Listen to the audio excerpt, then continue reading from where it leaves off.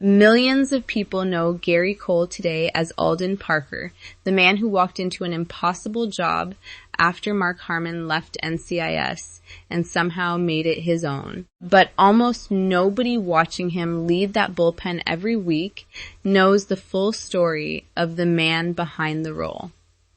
A man who spent 4 decades quietly building one of the most respected character actor careers in Hollywood, and who was carrying a genuinely devastating personal loss long before he ever set foot on that set.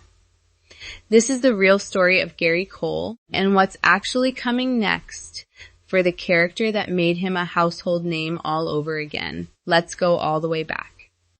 Gary Michael Cole was born September 20, 1956 in Park Ridge, Illinois, to Robert Cole, a municipal finance director, and Margaret, known to everyone as Peggy, a school administrative assistant.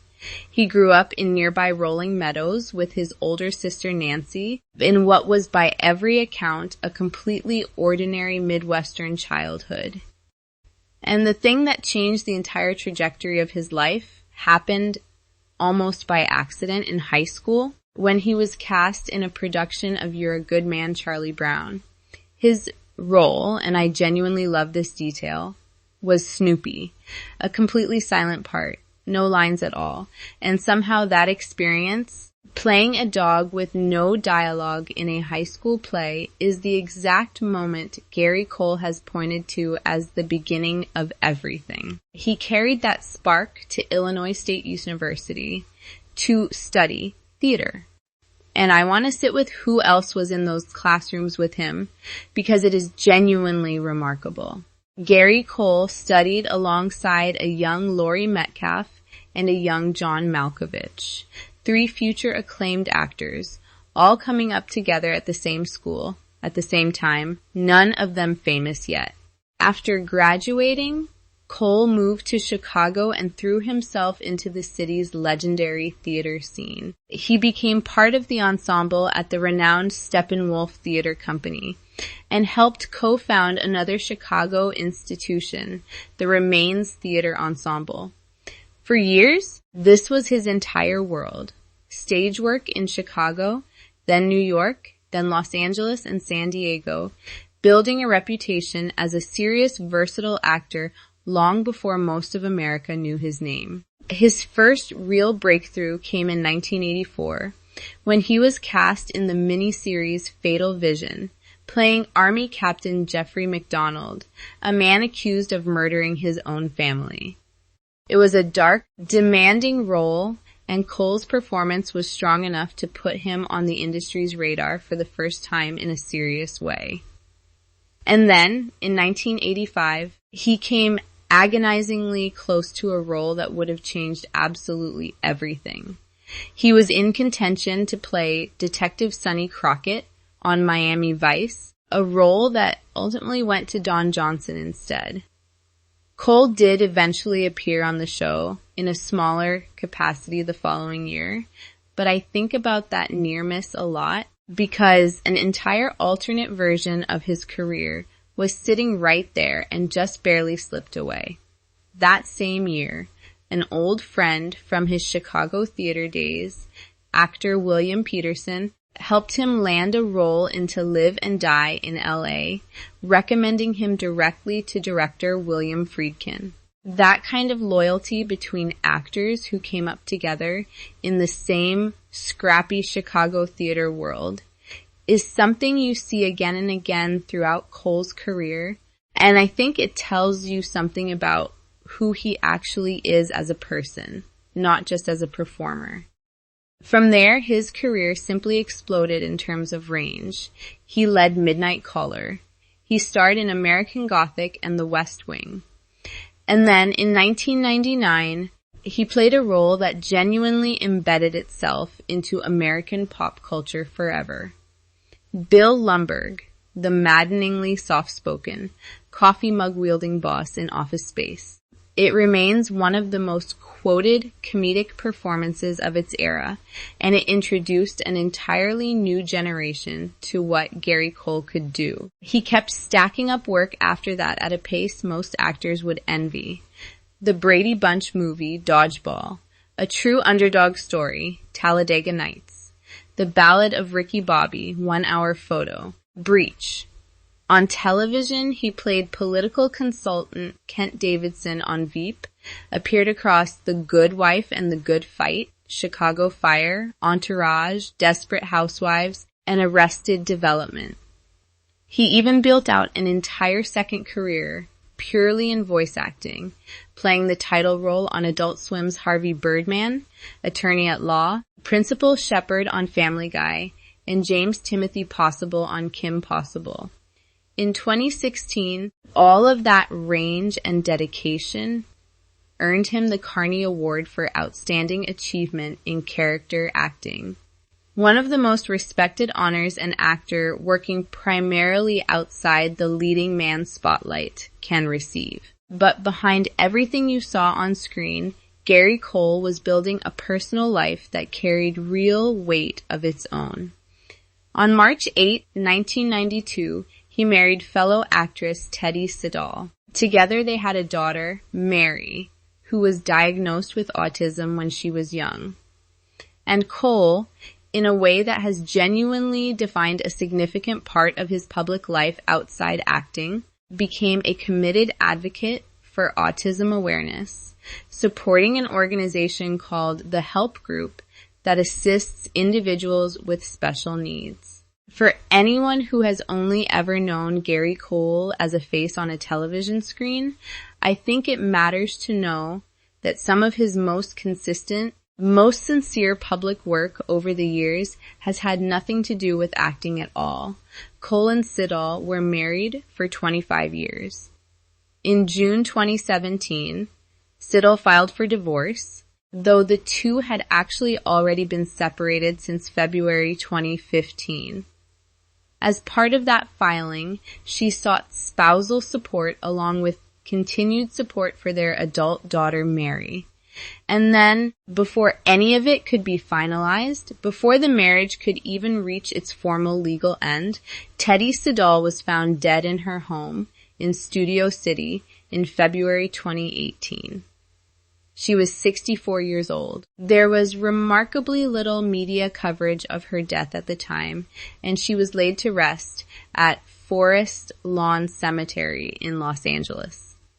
I want to be honest about the timeline here, because I think it actually makes the story more meaningful rather than less. Gary Cole did not join NCIS until season 19 in 2021, 3 full years after losing Teddy. So this wasn't a tragedy that struck him during his time on the show. It was something he was already carrying, quietly, long before millions of viewers ever watched him walk into that bullpen as Alden Parker. By the time NCIS came calling, by the time he was handed the genuinely daunting task of stepping into a role after Mark Harmon had defined it for 18 years, Gary Cole was a man who had already lived through one of the hardest things life can ask of anyone, and had kept working, kept showing up, kept building. In July 2021, Cole married interior designer Michelle Knapp, finding a new chapter of happiness after everything that had come before. And then came NCIS. Cole stepped into the role of FBI Special Agent Alden Parker, taking over leadership of the major case response team after Gibbs walked away. It was by any measure one of the hardest assignments in modern television, following a character 18 seasons deep into the audience's heart. And executive producers have since credited Cole's arrival and the specific creative choice not to pitch him as simply the new Gibbs, with genuinely saving the show's momentum at a moment when its future felt uncertain. Viewership actually rose after his transition in, against nearly everyone's expectations, including Cole's own. Now I want to talk about where Parker actually stands heading into season 24, because Cole is walking back onto that set carrying a character with genuinely more unresolved weight than at any point since he joined the show. Season 23 put Parker through the ringer in a way this franchise rarely does to its lead. His own father was murdered using his father's own gun by a man named Wayne Rogers, and Parker responded by going rogue, pulling his own team into a personal vendetta so far outside protocol that director Vance had to formally bench him from the case. It took most of the season for Parker and Vance to actually repair that relationship. And they finally did, quietly, in the weeks before Vance was killed in the show's landmark 500th episode. Then, in the penultimate episode, Rogers was granted immunity by the DOJ and placed into witness protection, only to be taken out by a single sniper shot from 4,500 feet away after his prison transport mysteriously stalled when its alternator failed. Showrunner Steven Binder has since all but confirmed that shot came from Gibbs himself, drawn back from Alaska specifically because Rogers had threatened Parker's family directly. What Binder has not confirmed is who tampered with that alternator, but every piece of evidence in the episode points directly at Parker. That means Parker's walking into season 24, having potentially helped orchestrate an extrajudicial killing, whether or not anyone can ever prove it. And the season finale left the entire team in crisis on top of it. Torres confronting McGee's son Mateo in a dark alley, a single gunshot, and Binder confirming only that nobody died, nothing more. Parker is inheriting a team that just lived through all of that, with the director's chair still sitting empty since Vance's death, and no clear resolution to either the manhunt fallout or the alley shooting. Which brings us to the question every NCIS fan has been asking all summer.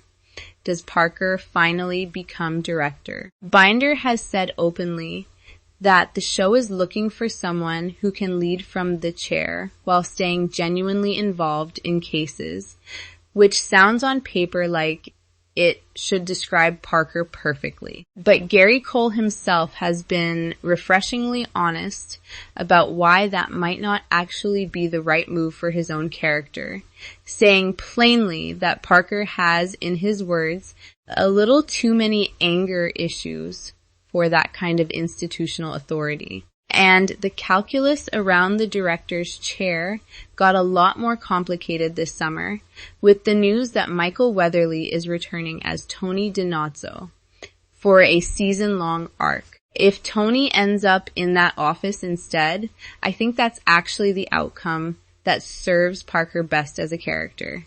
It keeps him exactly where Binder himself has said Parker genuinely wants to be, out in the field, running cases with his hands rather than his signature, while still carrying all the emotional fallout from what happened to Rogers and whatever consequences, if any, eventually catch up to him for it. So heading into season 24, I think Gary Cole has arguably the richest material his character has ever been given. A man reckoning with what he may have done to get justice for his father. A team that watched him nearly come apart and still chose to stand beside him. A returning legend who might take the job everyone assumed was finally his, and a showrunner who has made clear that whatever Parker becomes this season, it is going to demand every bit of the range Gary Cole has spent 4 decades building. I think that is ultimately the through line of Gary Cole's entire career. A quiet kid playing a silent dog in a high school play. A theater actor who built his craft for years in Chicago before anyone outside that scene knew his name. A performer who has shifted seamlessly between broad comedy, political drama, and voice work for 4 decades without ever needing to be the biggest name in the room. and a man who carried real, private grief with him long before stepping into one of the most visible roles of his career, and who still, every single week, shows up. NCIS Season 24 premieres this fall on CBS, Tuesdays at 8 p.m. Eastern, with Gary Cole returning as Alden Parker.